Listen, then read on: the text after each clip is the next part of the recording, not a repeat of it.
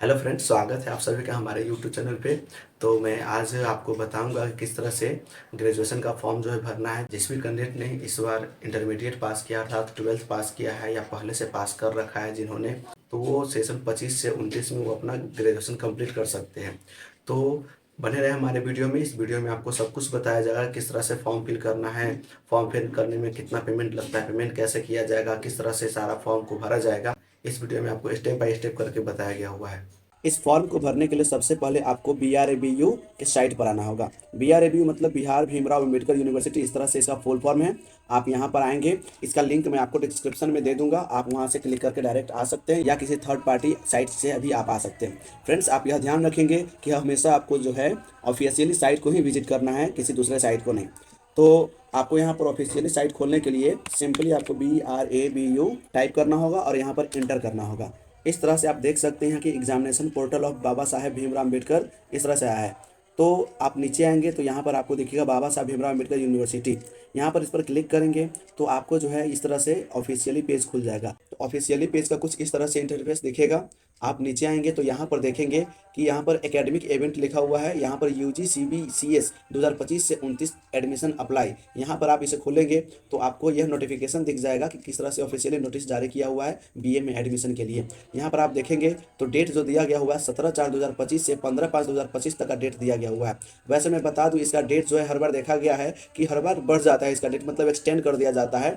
तो इस बार भी एक्सटेंड होने का चांस है, बट आप उसका वेट ना करें, बल्कि आपने फॉर्म को इस डेट के अंदर ही भर ले, ज़्यादा बेटर होगा। तो अप्लाई करने का जो लिंक है आपको इस सर्विस वाले सेक्शन में मिलेगा। देख सकते हैं यहाँ पर UGCBCS 2025 से 29 न्यू एप्लीकेशन इस तरह से लिखा गया हुआ है।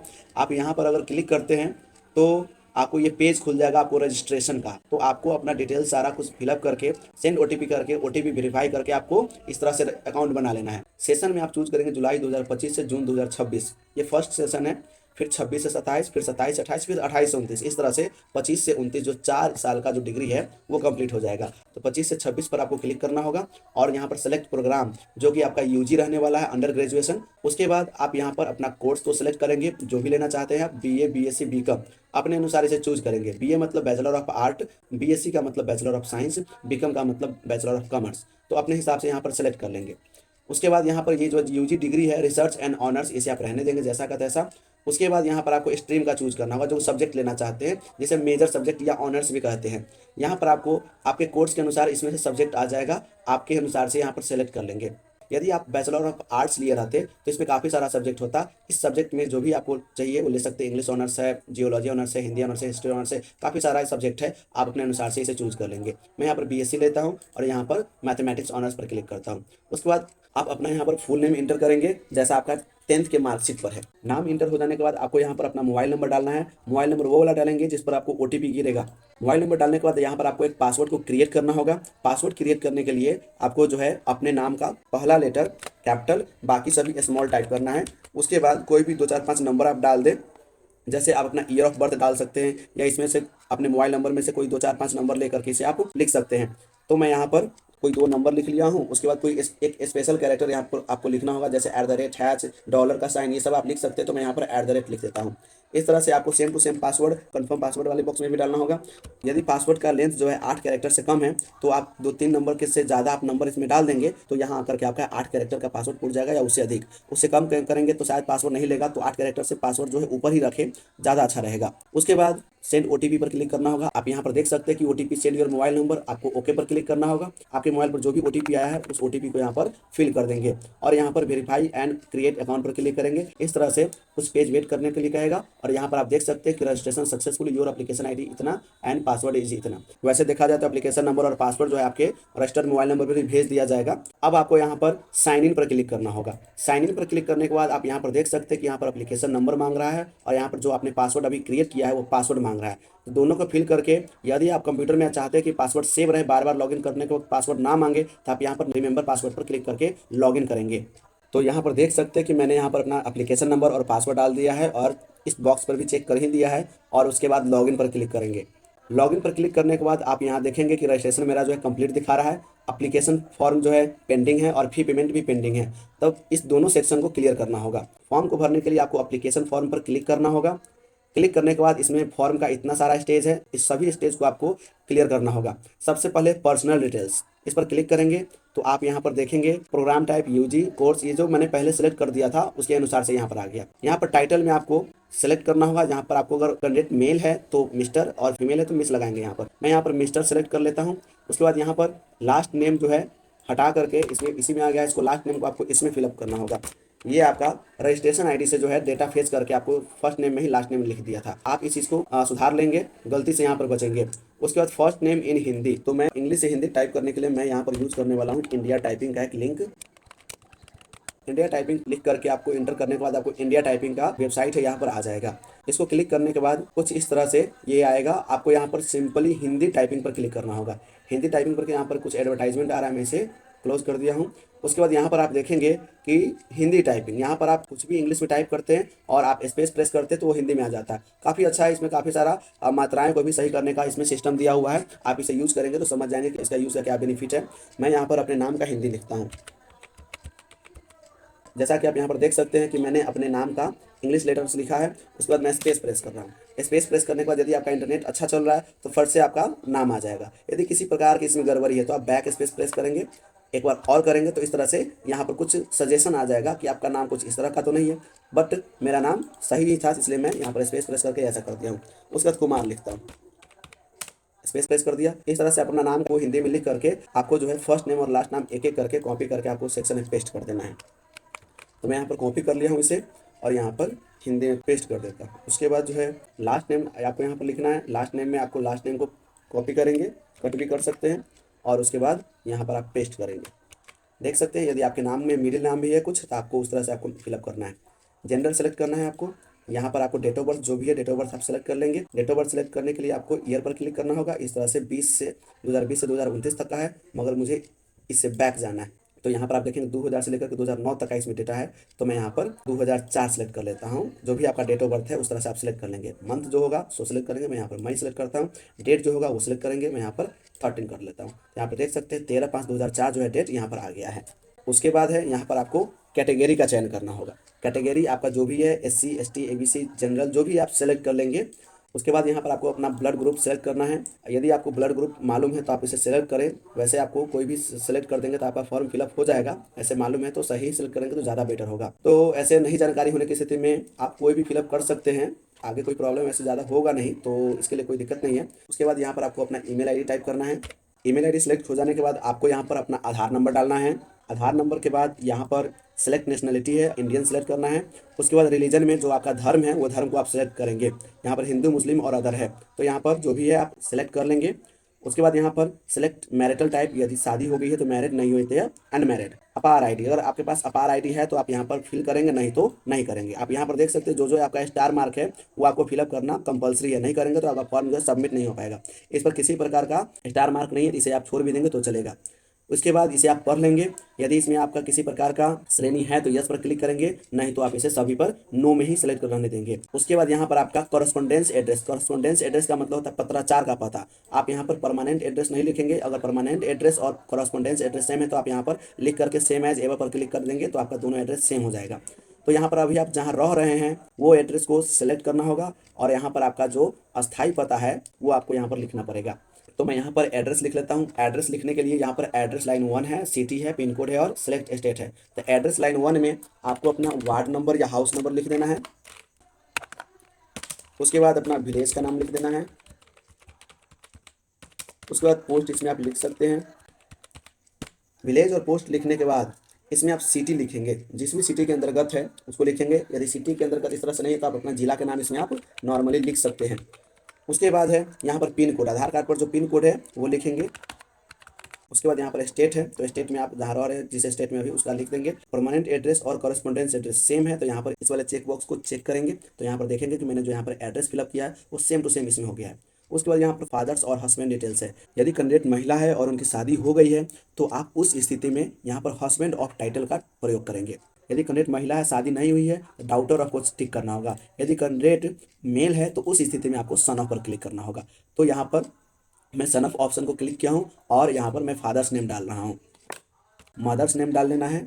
मदर्स नेम डालने के बाद यहाँ पर आपको पिताजी का मोबाइल नंबर दे, यहाँ पर वैसे देख सकते हैं इसमें स्टार मार्क नहीं है, इसे आप छोड़ भी सकते हैं। यदि मोबाइल नंबर नहीं है तो आप अपना ही मोबाइल नंबर यहाँ पर आप दे सकते हैं। तो इसमें अपने इच्छा के अनुसार मोबाइल नंबर दे या ना दे, इससे कोई दिक्कत नहीं है। यहाँ पर आपको अपडेट पर क्लिक करना है। अपडेट पर क्लिक करने के बाद यहाँ पर देख सकते हैं कि update successfully for application ID इतना। यहाँ पर आप देखेंगे कि हमने पर्सनल डिटेल्स को फिलअप किया था। उसके बाद यहाँ पर आपको क्वालिफिकेशंस पर आना है। क्वालिफिकेशन में आने के बाद यहाँ पर आपको पहले 10th का डिटेल्स ऐड करना है, फिर 12th का डिटेल्स को ऐड करना है। 10th का डिटेल्स ऐड करने के लिए यहाँ पर आप क्लिक करेंगे। क्लिक करने के बाद यहाँ पर आपको सिलेक्ट क्वालिफिकेशन यानी कि 10th को क्लिक करना होगा। आपने 10th जिस भी बोर्ड से, बिहार बोर्ड यानी कि बीएससी पटना जो होता है सो, या कोई अदर बोर्ड से किए हैं तो आप इसे सिलेक्ट करेंगे। मैं यहाँ पर बिहार बोर्ड को क्लिक करता हूँ। यहाँ पर रोल नंबर आपको 10th का डालना होगा। रोल नंबर लिखा जाने के बाद 10th में कितना फुल मार्क्स था वो आपको लिखना है। तो यहाँ पर 500 होता है तो 500 में लिख दिया हूँ। यहाँ पर आपको कितना नंबर आया है वो आपको लिखना है। जैसे मैं यहाँ पर जो नंबर ऑप्टेन है वो मैं लिख दिया हूँ। परसेंटेज जो ऑटोमेटिक कैलकुलेट होकर के आ गया है। उसके बाद यहाँ पर जो बोर्ड है, बोर्ड को आप सेम टू सेम रहने देंगे। आपका जो पासिंग ईयर है वो पासिंग ईयर यहाँ पर आपको सिलेक्ट करना होगा। उसके बाद आपको यहाँ पर 10th का जो है मार्कशीट अपलोड कर देना है। जेपीईजी में साइज जो होना चाहिए डॉक्यूमेंट्स का 500 KB से कम होना चाहिए। यहाँ पर आप चूज फाइल पर क्लिक करेंगे और इस तरह से आप अपने कंप्यूटर से इसे सिलेक्ट कर देंगे। तो मैं यहाँ पर 10th का जो है मार्कशीट अपलोड कर दिया है। उसके बाद यहाँ पर आपको सब कुछ चेक कर लेने के बाद सबमिट पर क्लिक करना होगा। यहाँ पर देखेंगे कुछ वेट करेगा और ये सक्सेसफुली हो जाएगा। देख सकते हैं सक्सेसफुली का मैसेज आ गया है। मैं यहाँ पर ओके पर क्लिक करता हूँ। उसके बाद जो है आपको 12th का डिटेल्स ऐड करना होगा। उस पर क्लिक करने के बाद कुछ इस तरह से पेज खुलेगा। यहाँ पर क्वालिफिकेशन में 12th इंटरमीडिएट ऑफ साइंस आ रहा है, ISC आ रहा है। तो क्योंकि मैंने पहले से जो है कोर्स में जो है BSc सेलेक्ट किया है, तो यहाँ पर आप देख सकते हैं कि जो BSc सेलेक्ट करेगा उसका इंटरमीडिएट जो है साइंस सब्जेक्ट से पास आउट होना चाहिए। यदि आपने इंटरमीडिएट आर्ट से पास किया है तो आपका BA कोर्स सेलेक्ट करना होगा। तो यहाँ पर आप देखेंगे कि ISC का सेलेक्ट करने के बाद यहाँ पर कौन सा बोर्ड है, तो मैं यहाँ पर बिहार बोर्ड सेलेक्ट कर देता हूँ। बिल्कुल उसी तरह से आपको सारा डिटेल्स जो है फिलअप करना है। यहाँ पर रोल नंबर हो गया 12th का, टोटल मार्क्स हो गया। उसके बाद यहाँ पर टोटल मार्क हो जाएगा। उसके बाद जो मार्क्स आया है उसको यहाँ पर आप टाइप करेंगे, परसेंटेज ऑटोमेटिक कैलकुलेट हो जाएगा। उसके बाद बोर्ड यहाँ पर रहने देंगे।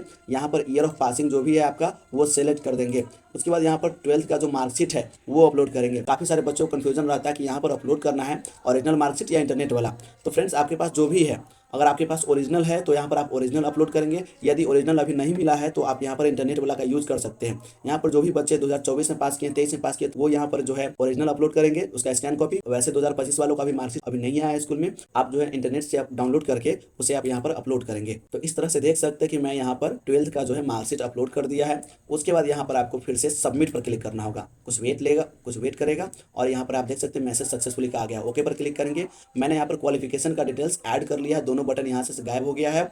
इस तरह से आपको क्वालिफिकेशन का डिटेल्स फिलअप करने के बाद चॉइस सिलेक्शन को क्लिक करना होगा। ये चॉइस सिलेक्शन क्लिक होने के बाद इसमें आपको कहा जा रहा है कि इसमें आप 3 कॉलेज का प्रेफरेंस देंगे। सबसे पहले में उस कॉलेज का नाम देंगे जिसमें आप वाकई में एडमिशन चाहते हैं। उसके बाद सेकेंड में, उसके बाद थर्ड में।